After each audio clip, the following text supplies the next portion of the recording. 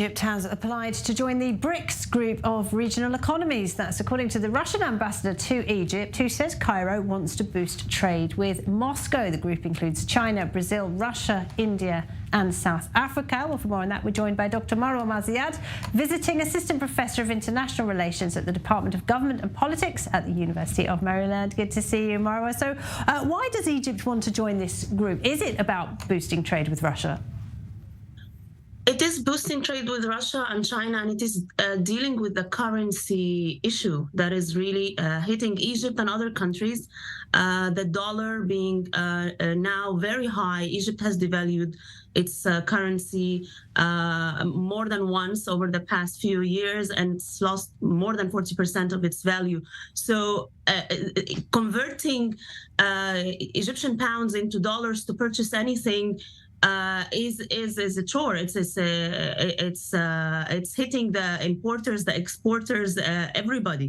So to kind of latch onto a trend that seems to be going into the direction of trading in yuans or the Russian currency, it might be a way for some of these global South countries to bypass the dollar, and how it's become really recently weaponized by the United States almost.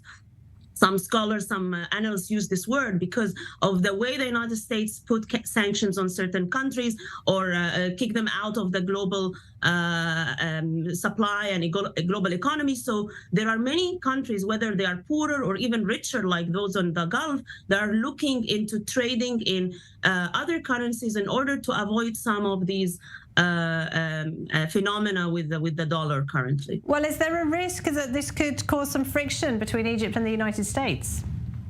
Well, it's a risk that I think Egypt is almost willing to take, given the economic situation with the current currency. And I think it's the risk that increasingly most countries are taking. I think this is on the United States now that we have to deal with this.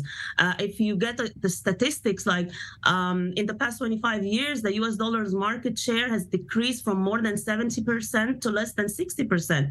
And the global reserves held in US dollars was like 73% in 2001.